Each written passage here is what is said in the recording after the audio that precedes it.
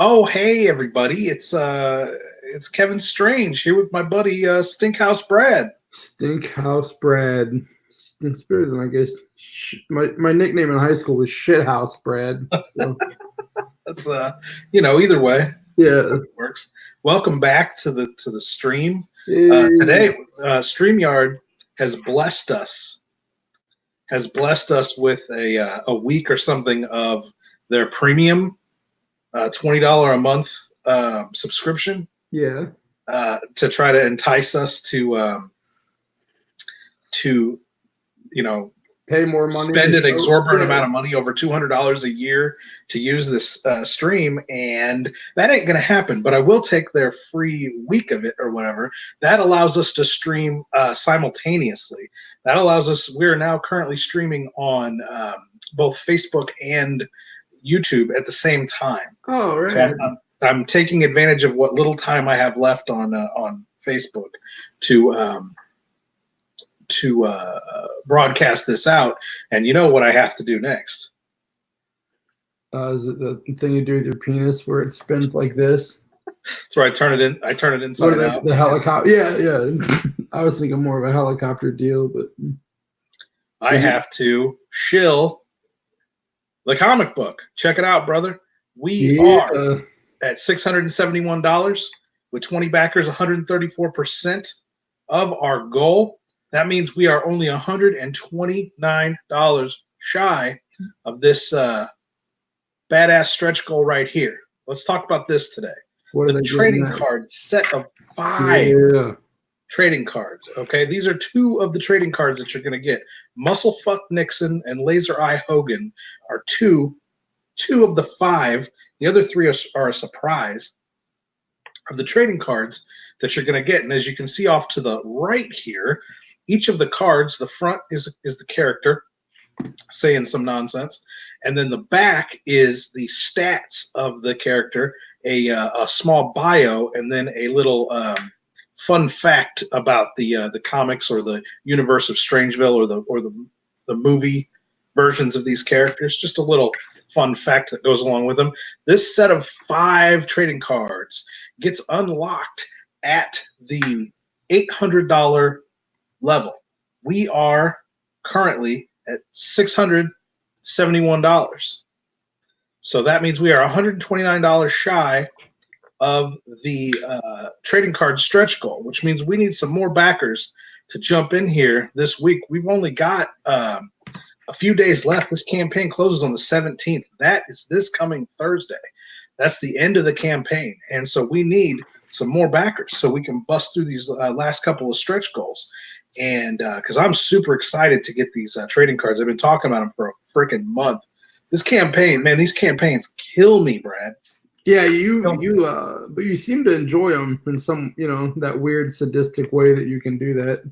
Yeah, well, it's just a ton. It's a ton of work and stress, and it always starts off. It always starts off with like, I'm not even going to hit my goal. Oh, we hit our goal. We're not even going to hit the stretch goals. Like it's this crazy roller coaster of emotion of like, can I do it? Oh, we did it. Oh, it's and I had to, like, this weekend, like just this weekend since Friday, we've raised $171 Wow. just since Friday. So from Friday to Monday, and where the day's not even over yet, we've the day's just getting started. Actually, it's only 3 in the afternoon. We've raised $171. We've got 20 backers on this campaign. We had 58 backers on the last campaign.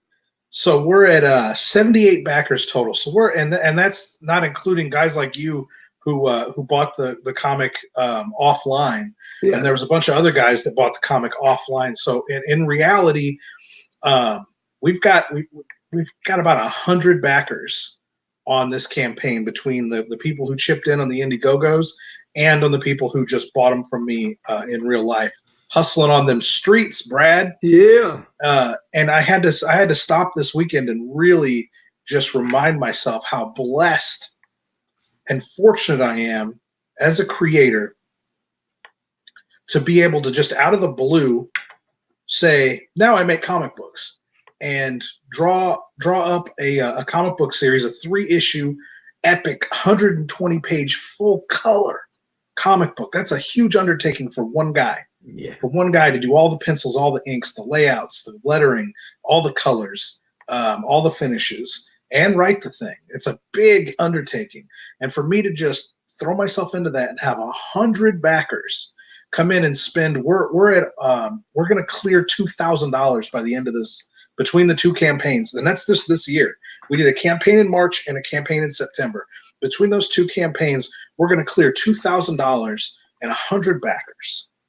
And that's just a fucking mind-blowing blessing, brother. And so I get these ups and downs, and I'm trying to push harder and try to push to get more and more backers, and trying to keep the interest up and keep making videos. We did Friday. We shot our first Nixon and Hogan skit in 10 years. Me and Joshitsuo Montoya back in the fucking saddle. Mm-hmm. Doing that shit, and that's a big fucking deal. It didn't turn out, I mean, it turned out funny, but technically there were some problems with the audio. There's a little focus issues. I'm rusty. I haven't been in the saddle in 10 years. I typically, even these campaign videos that we shoot, I typically don't shoot those. I typically have a cinematographer that does that for me, but he wasn't available this weekend. So I had to act, write, and shoot this skit and edit the skit this weekend. I honestly thought the parts of it that were like you were saying, that were like a little out of focus or whatever, I kind of thought it was neat. It had like a weird, anytime you're watching something that's kind of like a little bit different, it's like gives, like, when it's blurry like that, it gives like a distorted vision of, you already feel like the two guys are in some sort of mental cycle together. You know what I mean? and the stuff that's out of focus can kind of work, because like you got to think like these two dudes aren't it's like the vision, like seeing what the characters are like doing, because that they can't be thinking straight with the stuff that goes on, so the out of focus stuff was kind of cool, I thought, because it was just like, you're too nice, brother. You're too nice.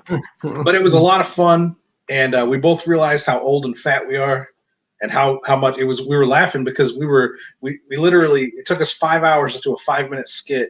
And what's up, Horror DVD Devil 333? Thanks for joining us today. Yeah. Talking about that brand new Nixon and Hogan freshness, Nixon and Hogan in Brony Bros that we shot over the weekend. And talking about how momentous of an occasion it is to have a brand new Nixon and Hogan skit after 10 long years. And it took us 5 hours to do a 5-minute skit, and all, like, there's nothing to it. You saw it, Brad. There's just, just talking back and forth. And we were so physically exhausted from standing there yelling at each other for a few hours. And we were laughing because we used to do 16-hour shoots with heavy makeup, prosthetics, special effects, tons of moving around and running around, and a million different shots from a million different angles. And we used to do that from early in the morning until late at night, sleep a couple hours, get up and do it again. I would set up our shoots in blocks so that I would have the actors. Like, some of the people lived in St. Louis. We flew some people in. Some people lived 45 minutes away.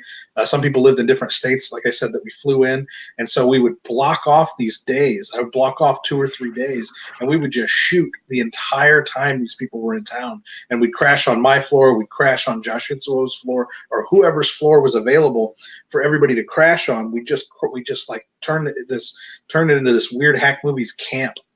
And we would just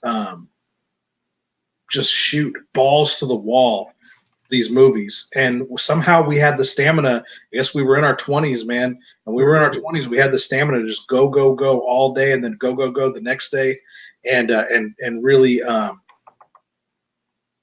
bring these things to life. And me and Josh were just laughing about how out of shape we are, and like totally incapable of doing something like that.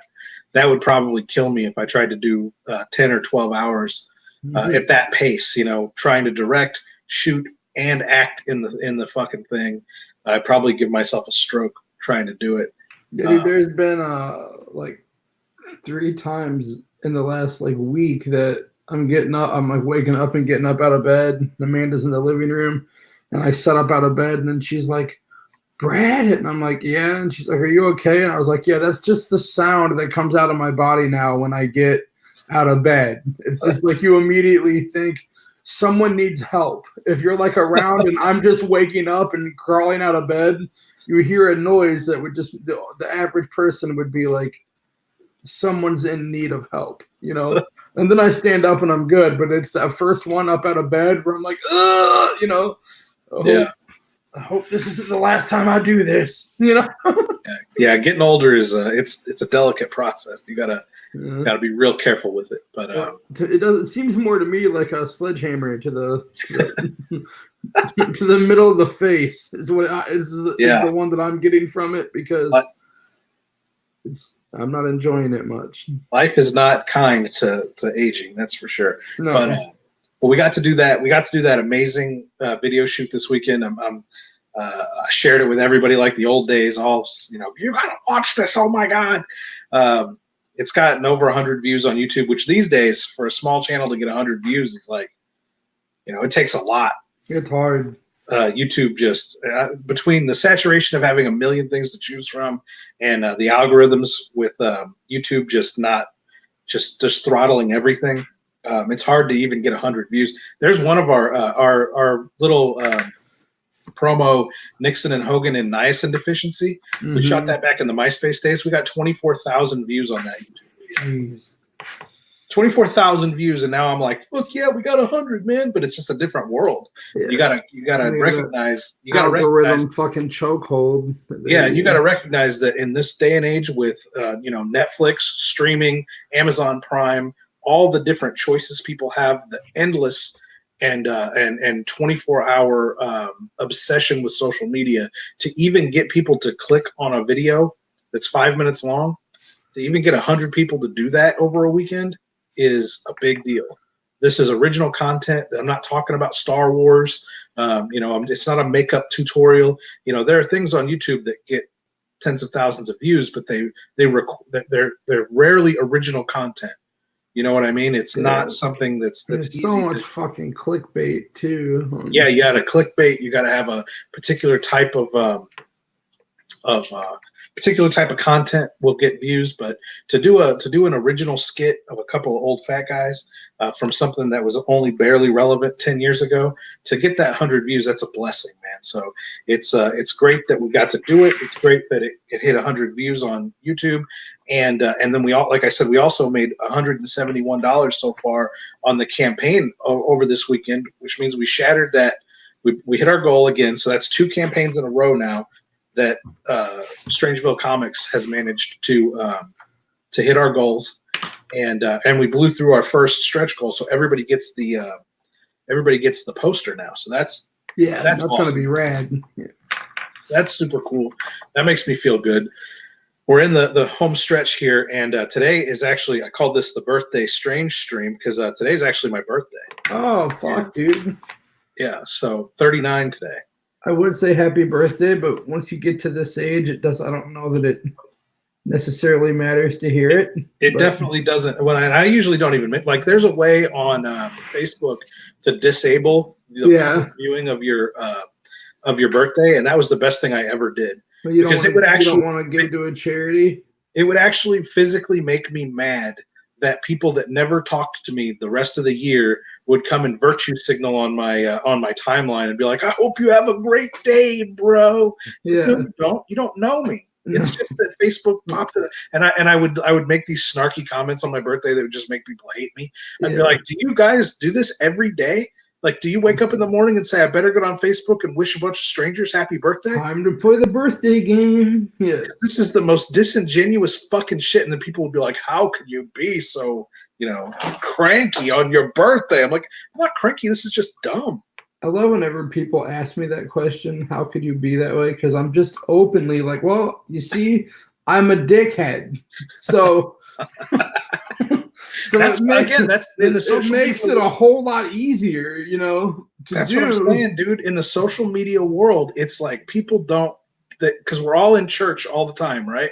Yeah. On social media, you're always wearing your Sunday best. You're always virtue signaling. You're always pretending to be the most idealistic version of yourself you could imagine, which is never your true, honest self.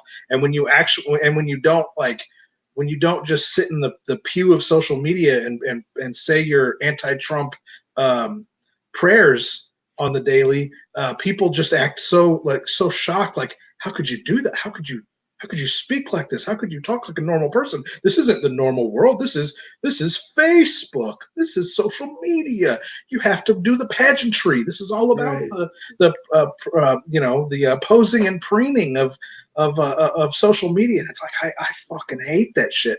And so a couple of years ago, on my birthday, somebody finally told me, like, you can turn, if you hate this so much, you can turn it off.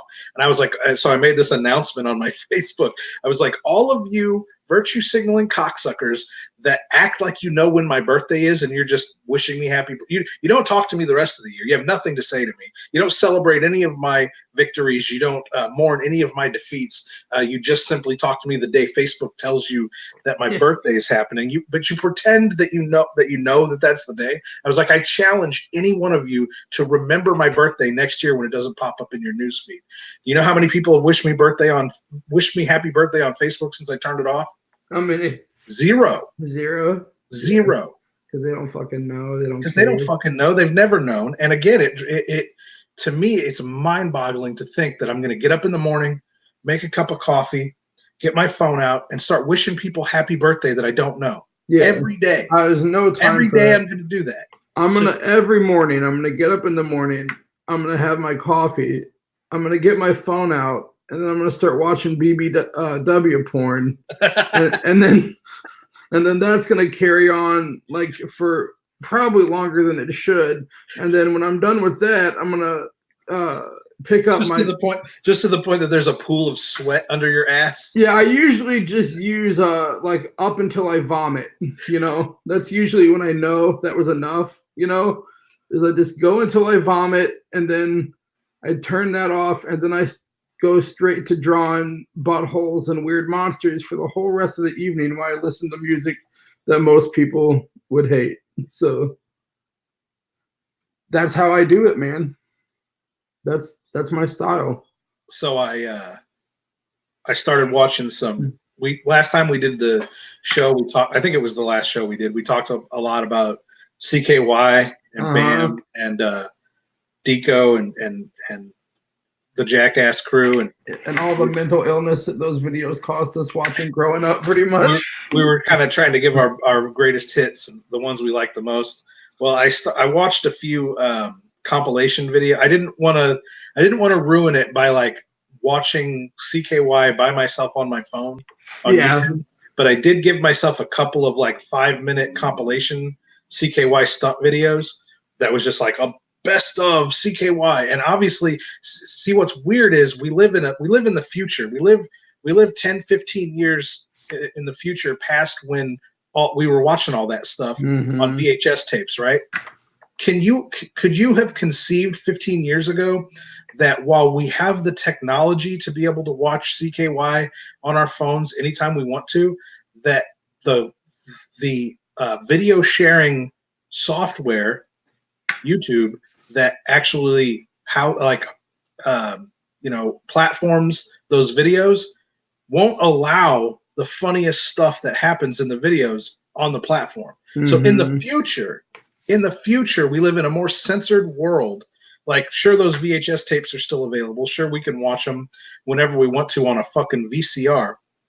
But in the future world where we can watch anything, anytime on our phones, we can't watch the CKY guys shit on each other because shitting on each other isn't allowed on YouTube. Which really fucking put a slam on that page I was starting.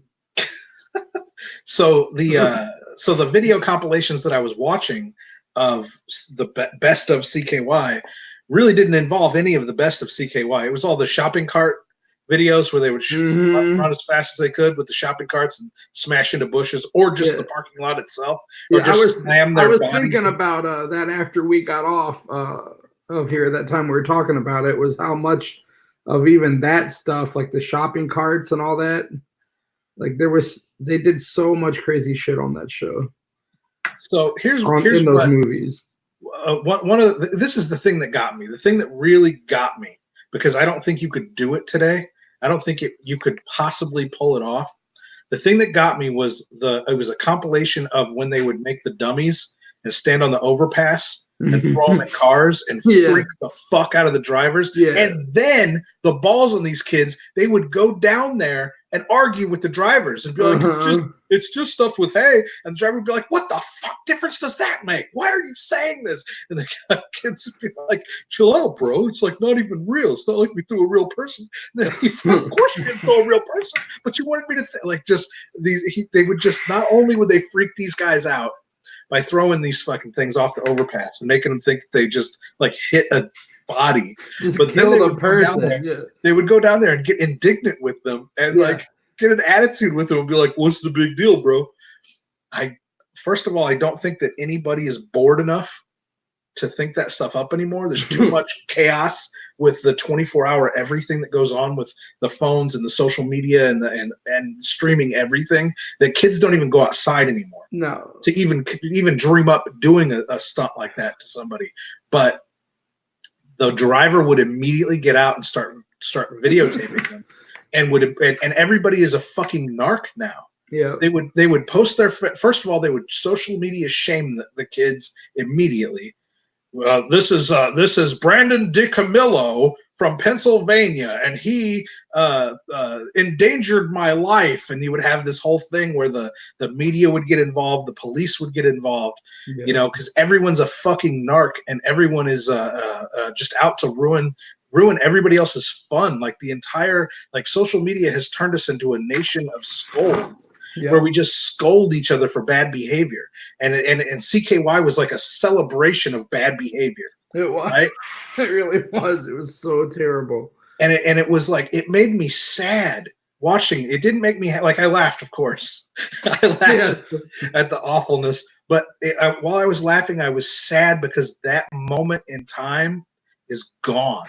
Yep. I just don't think that that's even humanly possible for kids in rural America to be able to do stuff like that so boldly and get away with it. You just I'm not the kind of guy that sits around and thinks like mourns the bygone era, like, oh, my best years were in high school. The fuck, my best years were in high school. My best years are in front of me.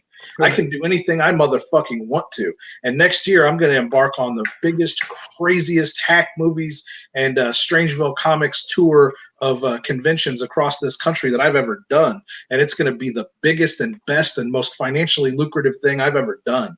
And I can't wait for it. But at the same time, as I was watching these videos going, I fucking wish the internet was never invented. Yeah. I fucking wish we still lived in a fucking world where you had to get on your bike and bike to your fucking friend's house and then come up with something to do, because literally there was no fucking internet. There's no 24-hour streaming. There's no social media. There's no phones to become zombified in front of. And you and me couldn't even be doing what we're doing right now. We couldn't be sitting here and having this conversation and our friends from across, we have friends and fans that are like over the road right now, and they love listening to and watching our conversations back and forth with each other, and it relaxes them, and they get to chill and feel like they're part of our experience here, part of our hangout crew. And back in the day, you actually had to have a hangout crew. You actually had to get everybody together. You'd sign up for like a fan club thing and get little shit in the mail to try to follow things that you liked or bands that you liked, or Yeah, you'd get a fucking newsletter in the mail, or at the very beginning of the internet. The thing is like the internet existed when that stuff was going on.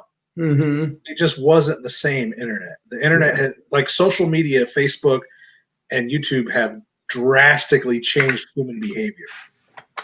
They have drastically changed human behavior, and I think for the worse. Yeah, I do too. Because we can't. I mean, again, I'm so sad that we're not allowed to be. And it goes to what we were talking about at the beginning of this conversation with you talking about, I'm just a dickhead. It's like, you're not allowed to just be a dickhead. You're not allowed to be an asshole. You're not allowed to be a bad kid. Right. You're expected to live up to these To care about everything as much as possible standards all the time. Yeah, you're supposed to be this fucking humorless scold that's always upset about politics. Like, who gives a fuck about politics? Right. Politics affect no one, and in our day-to-day lives like this, and we don't have that camaraderie with each other that we did when we were unplugged. Friendships meant something, and a fight between friends had to be resolved because it hurt, and there was an emptiness that was left when two friends got into a fight, and you had to figure out a way to resolve it, whether it be with fists or with words or however you had to get to you had to get on the other side of it because it made both parties miserable. Yeah. Whereas today, these social media friendships, they're just worthless. They don't mean anything, and people come and go. Then there's always the next friend to be found on the social media. That friendships are just worthless now. Friendships don't have the depth and meaning that they did when we were unplugged. I don't think anything does. Yeah, entertainment doesn't have any value. Politics doesn't have any value. Nothing has any. Music doesn't have any value. For our generation, you and me, music was it's cliche to say, but music was the soundtrack of our lives. Yeah. It just was. It just when you hung out, you just listened to music. That's what you did. And I remember who was it? I can't remember who was talking about this. I want to say it was the wrestler Vampiro. He was talking about this world and the internet and everything, and he talked about how when he was a kid, he would have he would buy one magazine, one music magazine, and he would cut out a picture of a band that he liked, and he would hang that, he would paste that picture of the band on his wall, and he would stare at that picture 100,000 times. And he would just, he wanted to look like them. He wanted to sound like them. He wanted to act like them. And all he would have their music, and he would have one picture that he cut out of a fucking magazine, or one, 3-page magazine interview with a band. He would read that interview over and over and over again, 1,000 times till he memorized it, till he could recite that interview. And there's something about that intimacy with art that we've completely lost. Well, even I think I've talked about this on here before, but I hate that. Like, I loved buying like CDs, or even just even whatever era it was, but there's always something cooler to me about like getting I know I could get all the songs on the internet, but when you holding the CD case, it was cool. And then there was always little booklets inside of lots of them, and you miss out on all that stuff. Like, there'd be cool art, or even things where they would write all the lyrics, or just all kinds of cool shit that you don't get when you just get on YouTube and type in what you want to hear and hear it. There's just not the same intimacy that comes with it. I'm trying something new today. Check this out. Trying something new. Instead of screen sharing, I'm just gonna camera. I'm actually pointing my camera at my. I've thought about trying that a couple times, but I haven't done it. I'm trying to see if it's centered up, but I can't. Yeah, it's centered up. All right.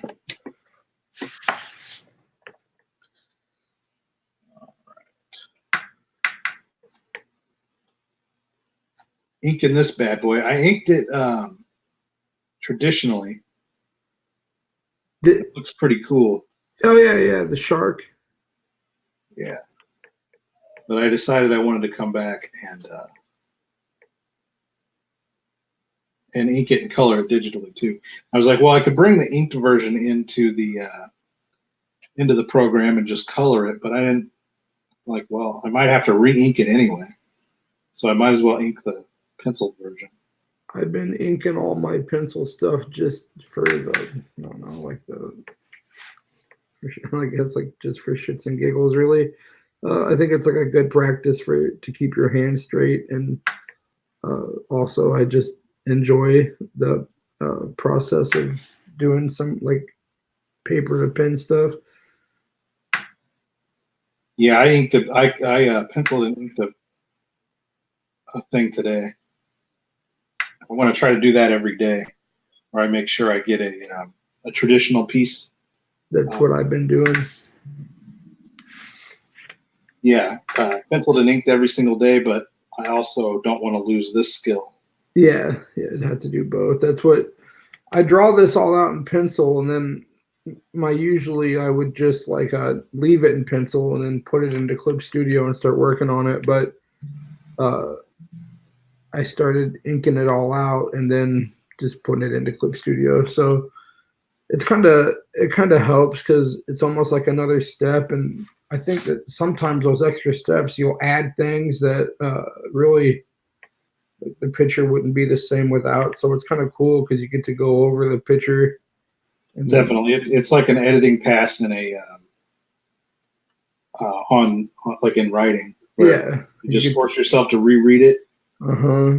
Give yourself a little time away from it. You'll do little tweaks and things here and there. And then find out I could make that look better, or yeah, I could change that. Yeah. So the more you fucking noodle with a drawing, the more often you'll be able to find little things that you can do to enhance it a little bit here and there. Or if you're real lucky, you fuck the whole thing up. Yeah. You're like, what? It looked great in pencil. Yeah. What have I done? I fucked a thing up that I was drawing last night digitally, and it was a nightmare. It was fixable, but one of those things that isn't just a back click fixable. Yeah. It probably cost me like an hour of time on it last night once I did it and had to figure out how to undo it.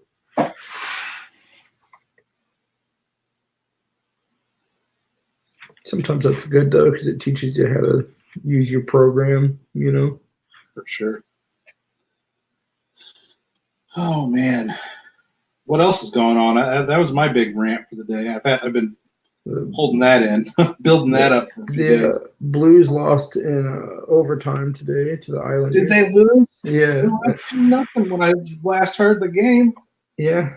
They lose 3-2. Yeah, in overtime. It was in. It might have been a shootout. I can't remember, but either way, they lost in overtime or in a shootout. But they get a point still. But I mean, it still sucks, but at least they get a point. Man. Well, I mean, they ate dick the other night. Yeah, they like power dick. What was the score there? 6-3. Yeah, it was ugly, man. Shin scored again today. It's like he's had goals in like 5 games, and I think in every game we've played, I think we've played 5, and he's had. But some of our big dudes are just not showing up. Honestly, I think like Tarasenko hasn't scored, O'Reilly hasn't scored. There's been a bunch of our biggest dudes that have been like kind of completely just not there. That's not good.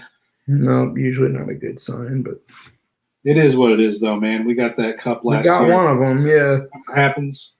This year is like most teams. It's hard to repeat, because now every time you go in anywhere, you get a team's absolute very best. Well, I would just like to see personally. I just don't want to see us get knocked out before the playoffs. No, I want to after we win the cup. At least get in the playoffs. Yeah, get us to the playoffs, and then whatever happens in the playoffs, even if we're first round knocked out, it's still better than got the cup last year, didn't make the playoffs the next year. Right. Which that happens a lot too. So I just have to see how it goes. But right now they're looking a little weird. I don't know.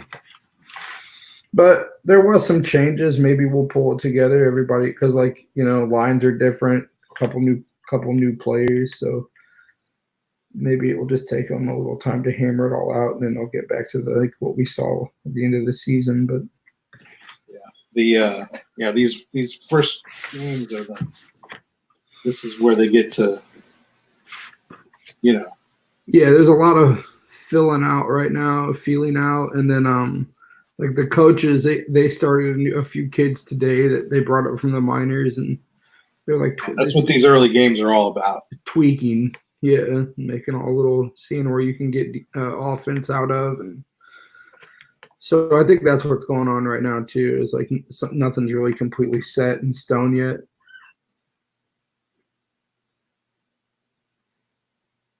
I gotta stop staying up so goddamn late, dude. Yeah. I start drawing, and then it'll be like 8 o'clock, and then I'll look over and it's like 3 o'clock in the morning. So. That's about the time I'm waking up for my middle of the night piss. The dreaded middle of the night piss. I hate those, and I hate it definitely when there's more than one. You know, one's enough. Like, so since I watched, some CKY videos, the Facebook or the YouTube algorithm started, showing you every single thing. Well, it started giving me a lot of Bam Margera stuff, and he's in a really bad. Yeah, I've been following that for a while, reading about all of it, and yeah, I think is he in rehab right now? I don't know. Last I heard, he was shilling out on Dr. Phil. And I guess did Dr. Phil send him to rehab? I'm pretty sure, yeah. Well, he had been in rehab before too, and then he left, and then some stuff went on, I think, with Dr. Phil, and then he went back. Yeah, it was really frustrating to see him talking like it. The only part I watched was like the first time he sat down and was like, "Oh my God, it's Dr. Phil, bro! Like I said, I need you, and then here you are." Yeah, Dr. Phil's like, "That's what I do. That's who I am. I'm here for you, Bam. I got boys your age, and I hate to see," and just all this nonsense. And he's like, "So do you have a problem?" And it's like Bam's like, "No, man, it's just my wife and my mom drive me crazy. Like they like complain about like all the drugs and alcohol, and then it makes me mad, so I drink more." And Dr. Phil's just fucking staring at him. He's like, "I do more drugs because they tell me that I'm doing too many drugs, and it's like they just won't leave me alone." And Dr. Phil's like, And the video ends there. Like the video doesn't even have Dr. Phil's response, but I just feel so bad for Bam because he's just never going to. He's been such a pampered celebrity. Yeah. Basically his whole life. How old was he in those original videos? Well, I mean, he was a professional skateboarder before those videos. From the time he was extremely young, traveling around skateboarding everywhere. So I mean, he's been living wild like that since. I mean, before like when the first CKY movie was made, he was already an established professional skateboarder. Cashing those Big Brother checks. Yeah. So I mean, but even when the CKY came out, he was probably like, I don't know, I would say like 18, maybe 19, something like that. Do you think? Yeah. So when first started seeing, that stuff. So a kid like that's just always had it handed to him. And I don't mean that in a way that's like saying he didn't earn it. He earned it. He earned everything he's got. He busted his ass as a skateboarder, and he's a funny motherfucker. And he, put all that together.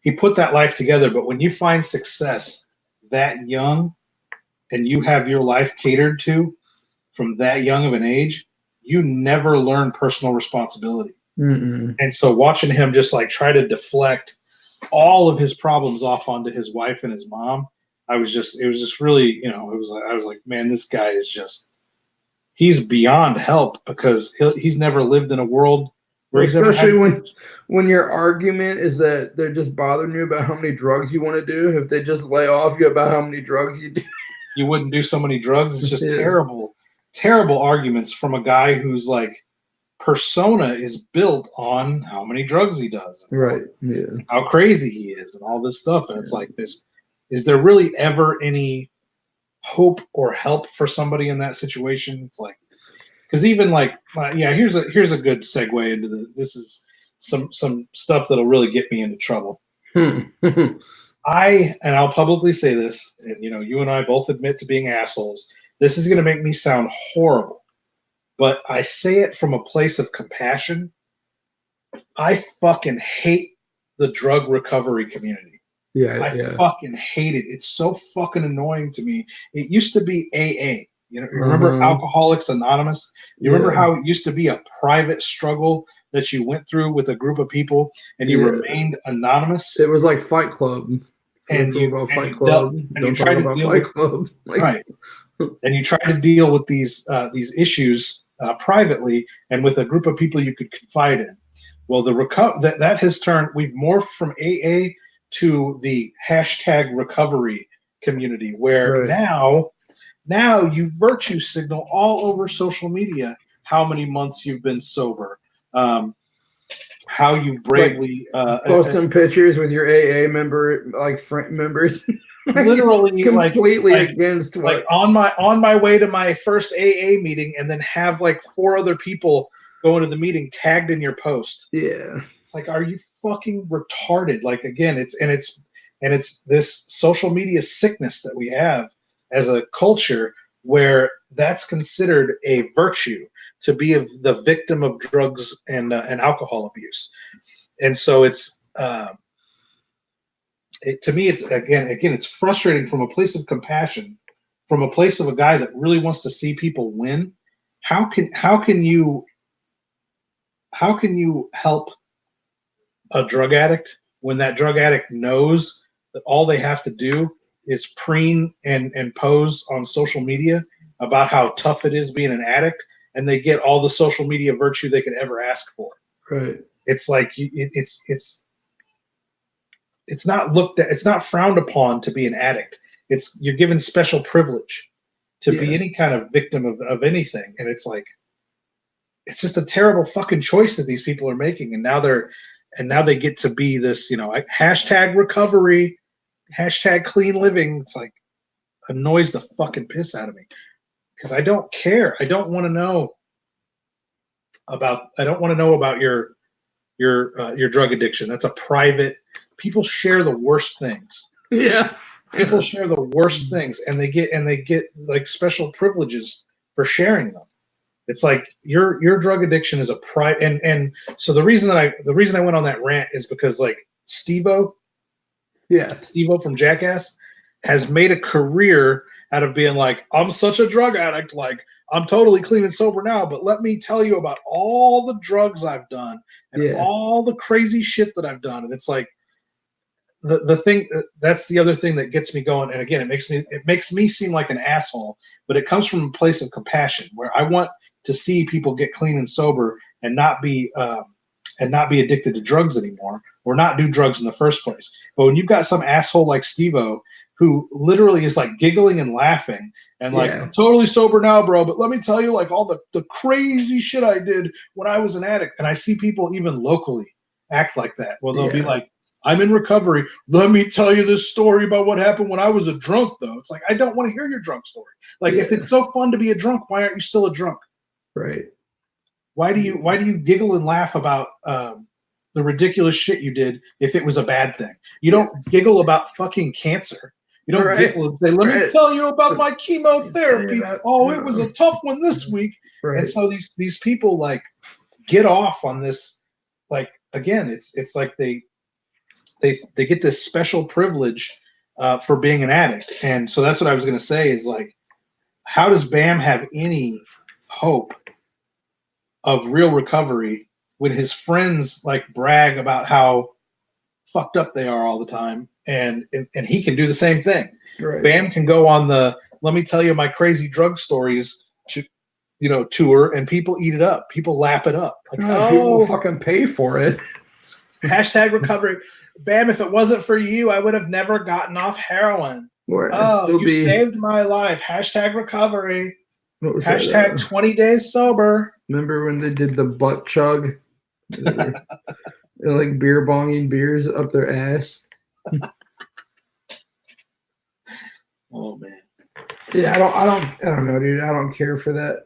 The recovery, kind of like I think that recovery is important. I just don't. I think that most of the time when you see people that are posting stuff like that, it's a pretty clear sign that they're probably not really in recovery. I know And I think that again, that's people a sad thing. post shit like that for sympathy, and also because people out there that just have good in their hearts will want to help people if they think that they're like striving to better their lives. So I think a lot of times they do it as a way to kind of, it's almost like they victimize people that think that they're trying and want to help them, and wind up like getting things from them, or even if not like monetary things, like Yeah, just you know. I've lost some of my best fucking friends to drugs, and so it's not, again, it's not something I take lightly. But I'll of course be construed as an asshole for having this unpopular opinion. It's an unpopular opinion to hold drug addicts accountable to for their actions. I don't feel like in our world today people want to be held accountable for much, really. Um, I don't even know what I was going to say from here. It just it pisses me off. It pisses me off in a lot of ways because, again, I've lost, like, I'll never talk to some of my best friends again because they're fucking dead. Yeah. Because they fucking did heroin and overdosed and fucking died. And we live in a world where people call that a disease. Oh, he had a disease. He didn't have a fucking disease. He had a heroin addiction. He caught it from a guy at the bus stop. He was just sitting there, and the guy sneezed on him, and then again, people hate this. Like, I'm gonna get so much shit from people for saying this, but it's it's how I feel, and I'm allowed to have an opinion that people don't like, and I won't change that opinion or hide that opinion from people because it's unpopular.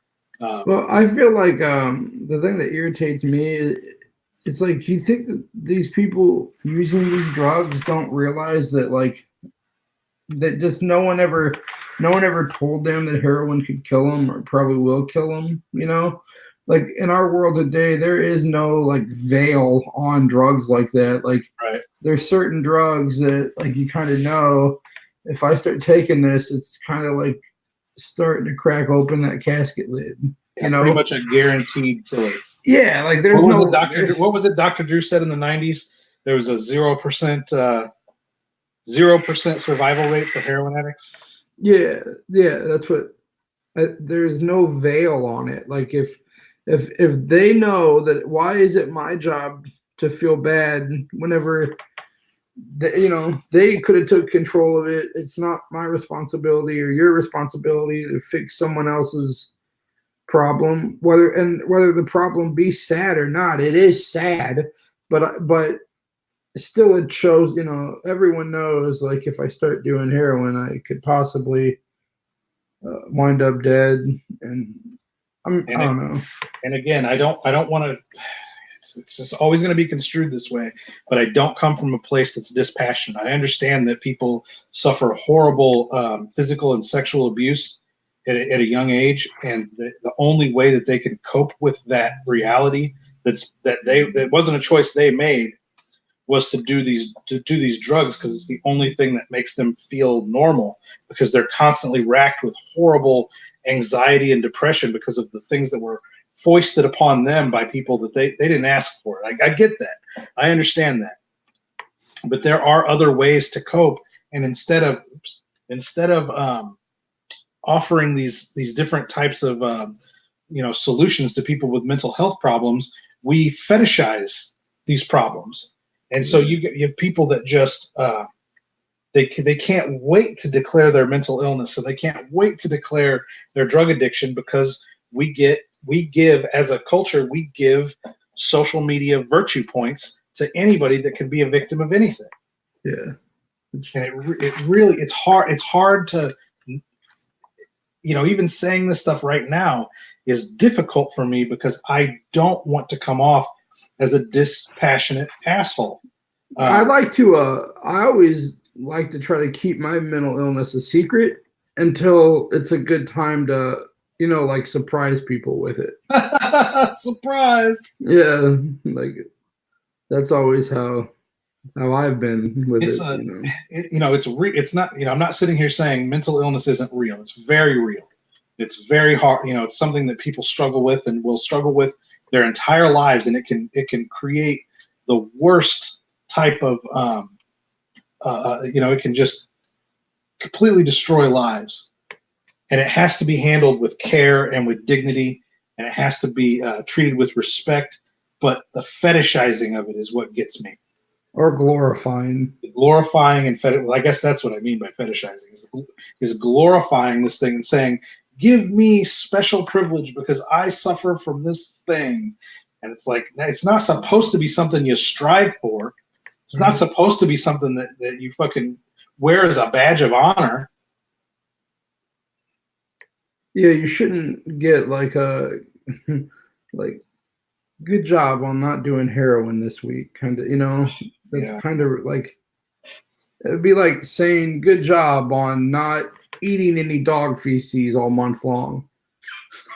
It's But like people don't. something that you should know, like I shouldn't ingest this, But people refuse to look at it that way, man. Yeah, I know. And I'm a complete fucking asshole for even suggesting as much. And I don't know what to, Yeah. I just tend to try to keep my mouth shut because nothing good comes out of it when I'm like, well, actually, you piece of shit. If you didn't fucking do heroin in the first place, but yeah, no.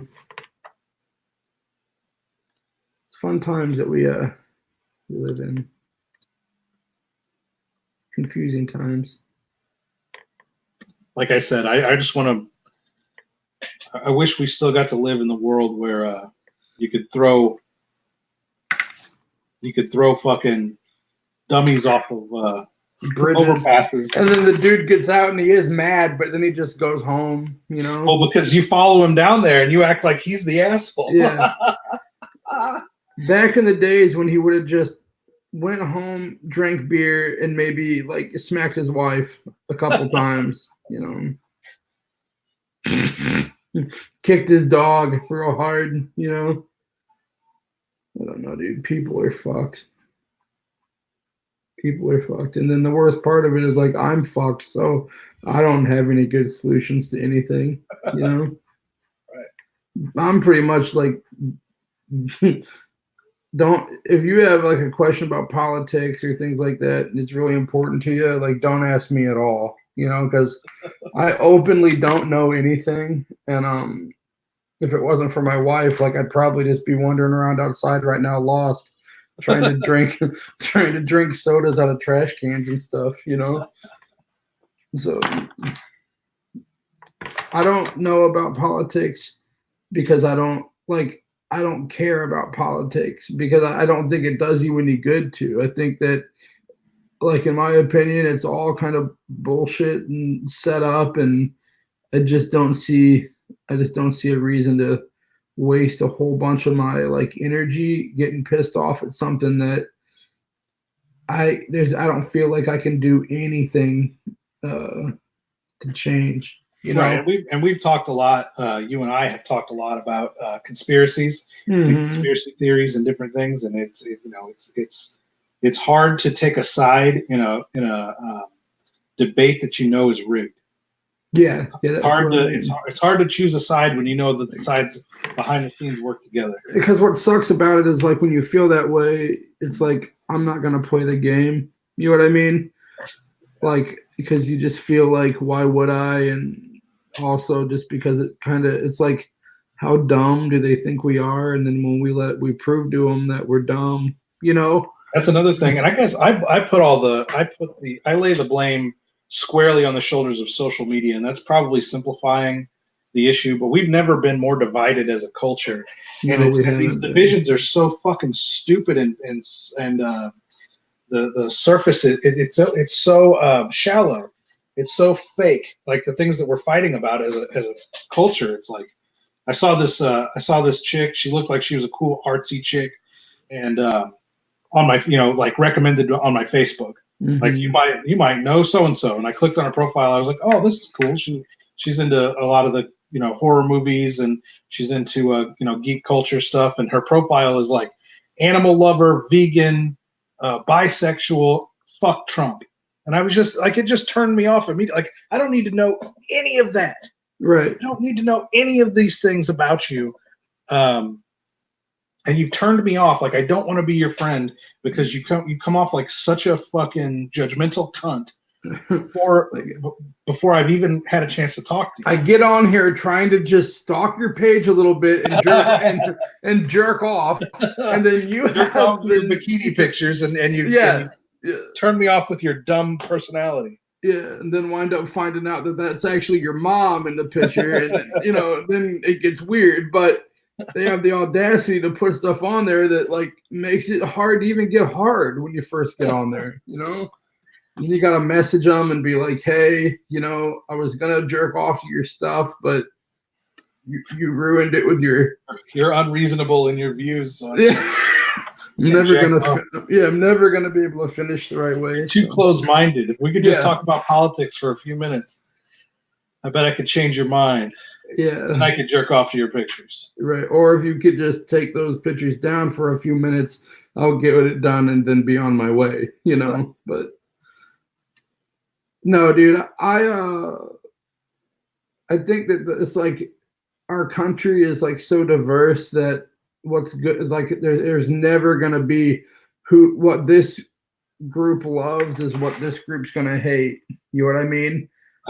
There's gonna be a group that's happy and several groups that are sad every time whoever wins. I feel like. I agree with that to a point, but if you remember back when Bush and Gore battled it out in 2000, people were really, really, really, really mad for about 30 fucking seconds, and then they got the fuck over it and went on with their lives, and we had that dude for 8 years. Right. And nobody fucking fought with each other because of it. I had friends, and the guys I was making movies with and hack movies couldn't have been a more diverse group of people if we tried. And nobody talked about politics, and nobody had to present pronouns to each other, and nobody had to virtue signal their sexuality, like what their sexuality was. There were gay dudes and chicks in my group. There were Republicans. There were Democrats. Nobody argued about any of that stuff because we were there because we shared more things in common than we had differences. And that binded us to the things that we had in common, bound us together in ways that dumb political arguments can't divide people. But then, that was before, Facebook blew up and all this social media pageantry where we have to present these, like you said, on your birthday, you have to pick a charity. Right. People donate. What the fuck is that shit? I'll donate to whatever charity I want to, whenever the fuck I want to. I wish there was like an option that was like, for my birthday, I would like you to take 2 quarters and put them up your butt. And I want you to leave them there until my birthday's over with. Thank you. It's such a joke, dude. It's all a fucking joke. It's like I can't have a social media birthday unless I'm like wanting to take care of stray dogs or I'm a fucking asshole, Right. Like, what it really is just like, I don't want to fucking sit here and set up the entire thing. How's that sound to you? I'm just too lazy to want to hit the 3 buttons and type in the few words. So I'm therefore, too fucking lazy. I'm too lazy, and I just don't fucking care. It's my birthday. If you want to do something, like figure out my address, send a burrito. Tank Ferret Art comes in and says, "Happy birthday," and I say, "Thank you, sir," or "Ma'am," whatever you like. Ferret. Preferred pronoun. Thank you, preferred pronouns. Yeah, man. It's my birthday. I don't like. I have this. Like women are different. Women can do whatever they want, but for me, it's like men who like past about 12. If you're like running around telling people it's your birthday and trying to like have a birthday party and a celebration and all that shit, there's something wrong with you. I'm suspect. Yeah. I'm suspect. All right. I think you might be a little light in the pants if you're. I mean, it's just not. There's one person who gets to celebrate your birthday. If you're a dude and you're over 12, and that's your fucking mother. Yeah. And it's because she shit you out of her fucking vagina. Yeah, she gets to do whatever the day that she ruined her downstairs business was.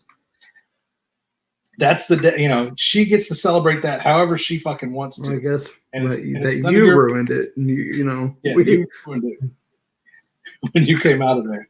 yeah. So that's my opinion on birthdays. So I'm not doing anything today that I wouldn't do any other day because I don't. And you know, I allow my mother.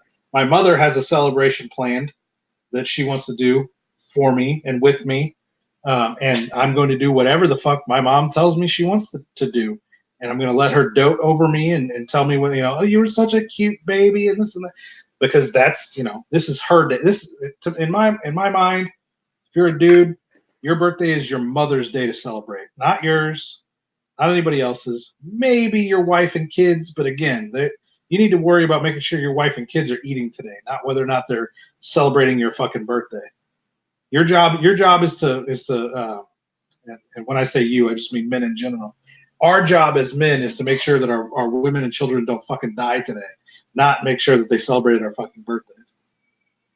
Yeah, we're supposed to celebrate our birthday like normal men, which is at the strip club, as we tell as we tell our wives that we had to work over, and then she's like, "Brad, you don't even have a job," and then And I know you're going to the strip club because I used to. Yeah. But either way, happy birthday. Yeah, it's my birthday. It is that. That is what it is. This little guy's coming along. I'm just doodling my little brains out over here. Yeah, I'm gonna come over and take a look at what you got going. Oh yeah. God, Oh, that's insane, dude.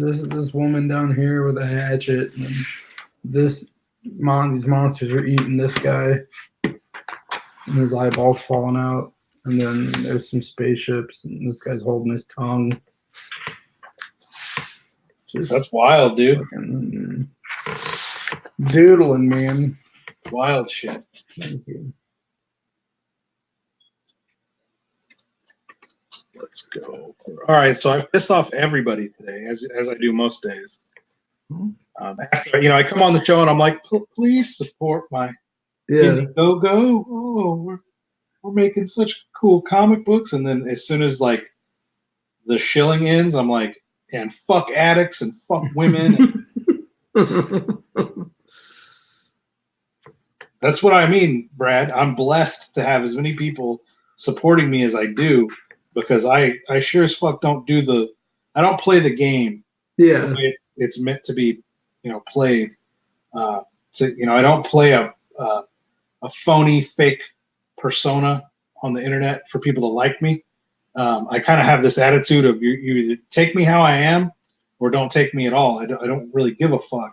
And I am willing to sacrifice, you know, even my own success as a creative person by not doing the things that, you know, I refuse to treat my career like I'm a used car salesman. I just refuse to do that. And my career would be in way better shape if I did. Like I absolutely fuck myself over by holding the views and values that I do. And really, I think I'm pretty tame. I think my views are actually really tame.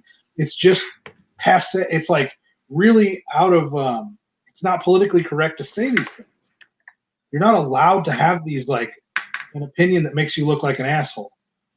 And when you express that opinion, people are like, "How could you do that?" It's like, dude, you all think this. You just are afraid to say it because you're all pretending to be used car salesmen on social media. Like, these are not radical views that I hold. These are pretty common sense opinions that are really tame, and it's just the kind of opinions that get people pissed off on social media at you.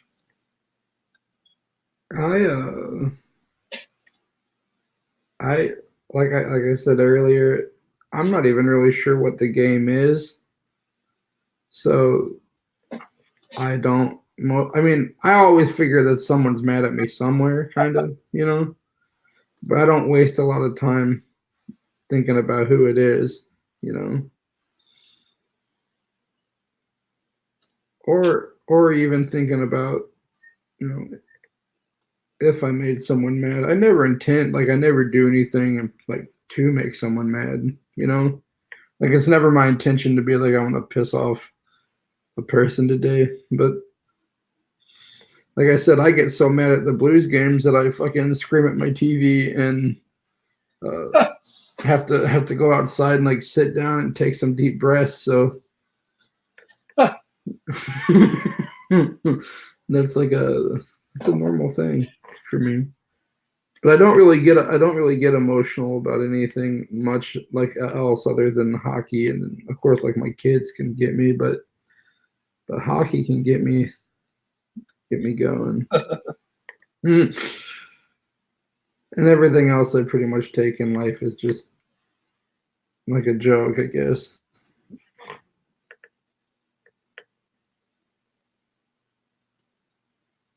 Like I look at it like I'm a fuck up.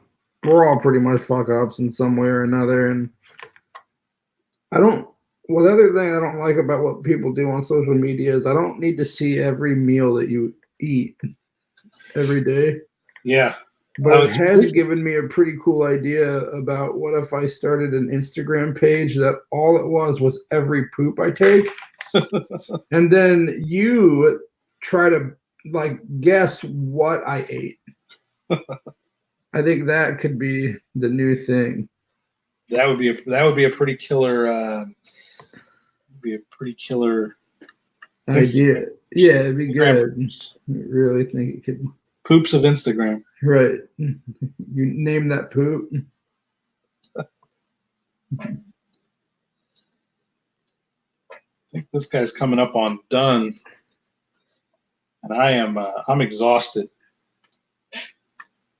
It's just been a busy fucking weekend, man. Yeah, you have those all the time. I know, because I've busted my fucking ass on this comic and the campaign. It never ends, and I don't want it to end. I love my life, but it's it is exhausting. I gotta find some of that motivation on that side of it instead of just wanting to draw every day, all day long. Yeah, that's what's frustrating about. Like I said, I told somebody earlier today that the campaigns to me are just as exhausting as the drawing. Like drawing 120 pages of a comic book is one of the hardest things I've ever done. Oh, I bet. Shitload of fucking comics. Another one of the hardest things I've ever done is then go on to promote it afterward, because this stuff is just taxing, man. It's a grind every day. Get on these different social media platforms that I don't like. Try to find a different way to present and ask people for money for a thing, and it is for a thing that I've had to say this before. It's not like I'm trying to steal your money. It's not like I'm trying to like finagle you out of your money. I want to give you a product that I think is badass, but I have to find a different way to say that every single fucking day. Right. Yeah. So that I don't annoy you into never wanting to see anything from me again. Like, is this motherfucker ever going to get done telling me about this motherfucking comic book? It's like, well, actually, no. Yeah. I'm not, because as soon as I finish this one, I'm going to have another one ready to tell you about. Yeah. Tell you about. This time I want to go a different route with this. The last shark I did, I had this background color warm, and then I put cool colors over it. I'm going to do the background cool and put warm colors over it. Big change, I know. Radical change. I was just going to say, he's a rebel. He's a madman. Can you believe it? But look, it does give a different. Oh yeah, it does give a radically different. Even that just by itself looks pretty cool. Just the weird blur behind him.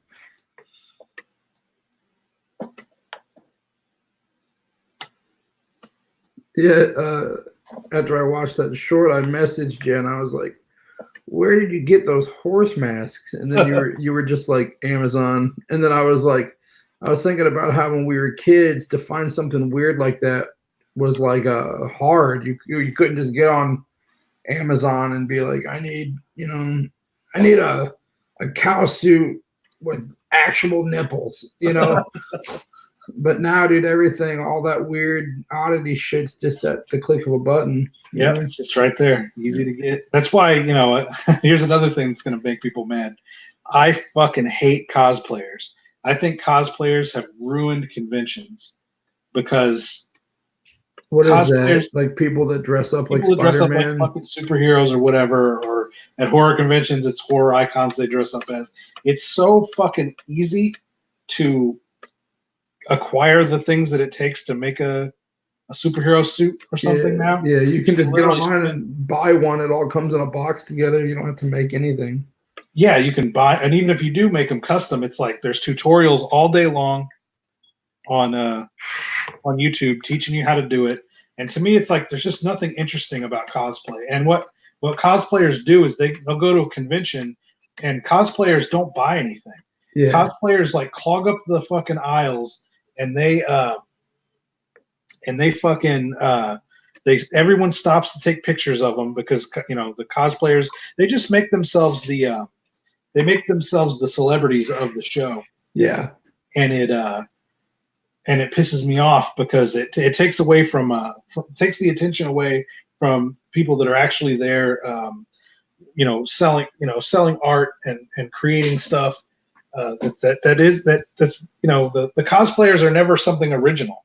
no, And sometimes they are, and they used to be. Like, I used to think cosplayers, the costume people, were real cool on the horror convention circuit because they would have these elaborate, crazy monster suits that they would wear. made. Yeah, They made, and they weren't anybody. They were just these weird It'd be like a giant, pumpkin man. it's like a character that they designed. They created, and to me, that was always super cool to check out. But over the years, the cosplaying has just, like, you get more attention if you are something recognizable.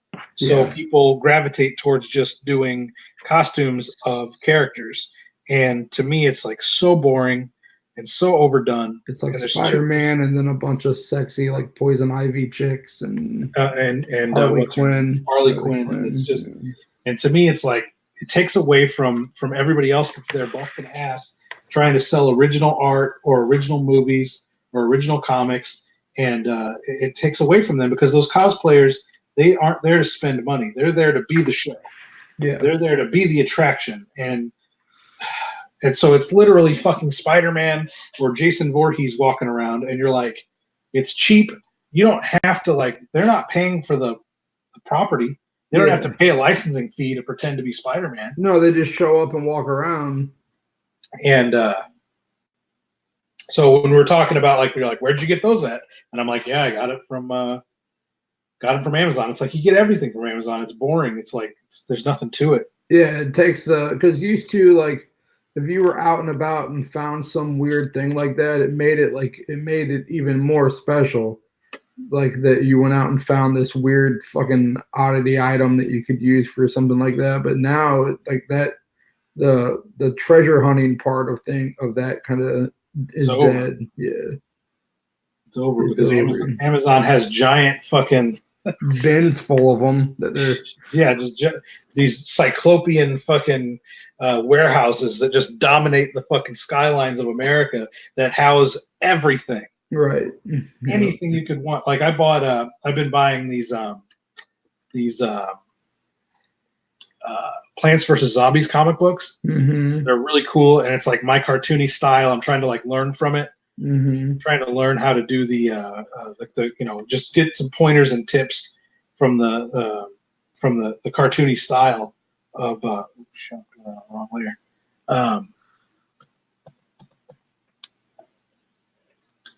Of the comics, and I bought one. Like, I finished reading the first one yesterday at like 8 a.m.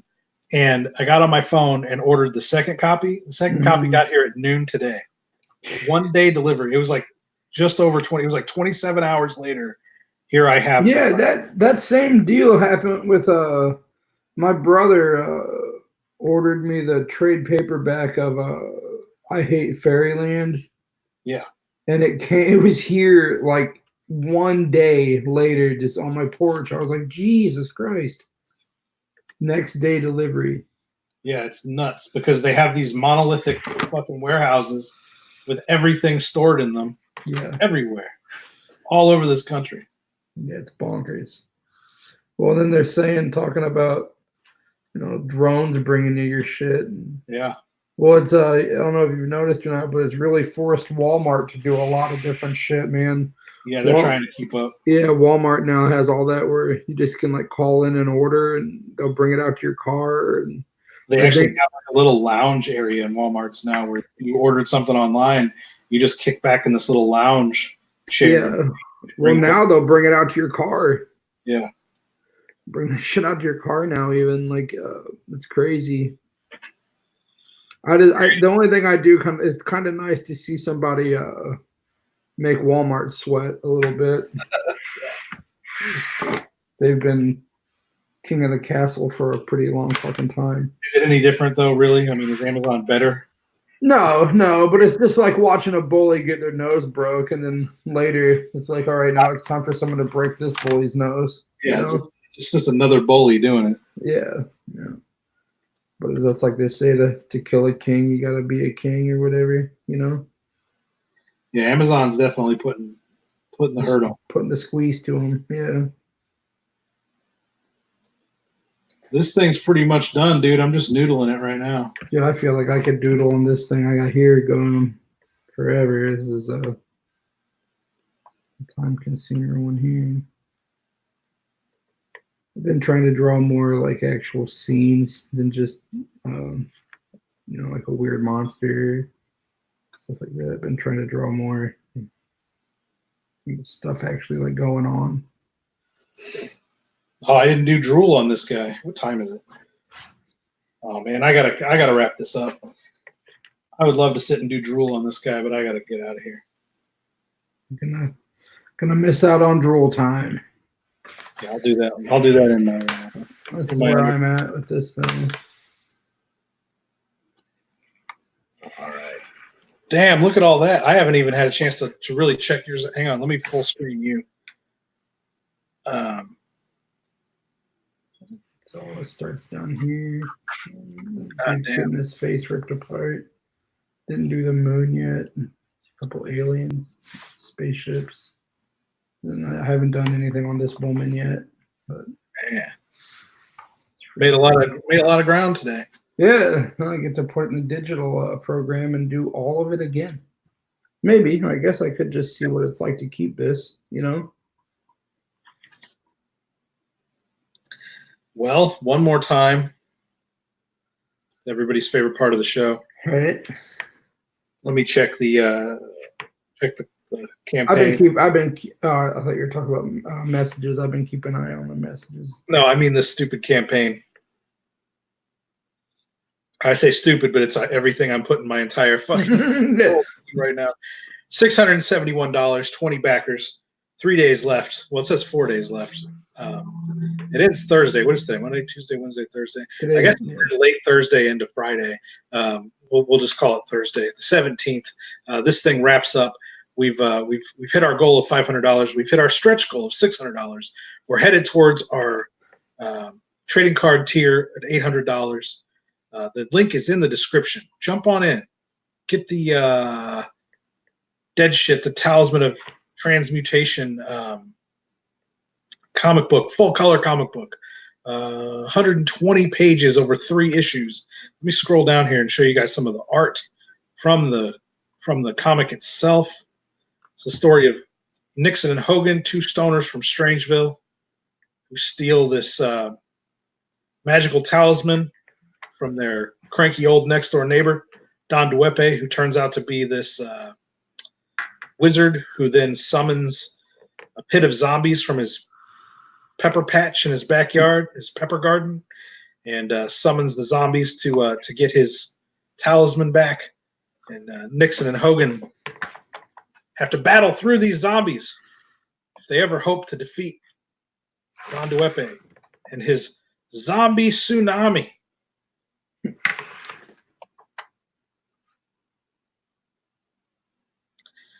Here's some of the pages. Yeah. Gotta get in on it. $800 gets us these trading cards, a set of 5. Here's an example of 2 of them, front and back. Muscle Fuck Nixon and Laser Eye Hogan. Muscle fuck. And if we hit the $1,000 stretch goal, everybody gets a copy of Nixon and Hogan Meet Satan on DVD. Nixon and Hogan battle the devil himself in a bong smoking contest for their very souls. In a, it's about a 20-minute long Nixon and Hogan short film. Everybody is going to get that on DVD if we hit that $1,000 by Thursday. Gotta get it down into those balls. Take that. Have you seen that one? Yeah. If I can laugh my ass off at that. Everybody gets that sweet poster that's on the screen right now. Everybody already gets that. You get your comic books and you get that sweet Colombian poster. smoke weed. You gotta get it. All right, that's it, buddy. Yeah. We're going to call this one today. I appreciate you coming on as always. I had a ton of fun, dude. Listen to my horrible attitude and opinions about social media. It's not terrible. There's worse, Kevin. There's worse. There are definitely worse people in the world, but don't tell Don Noble that. Bye, everybody.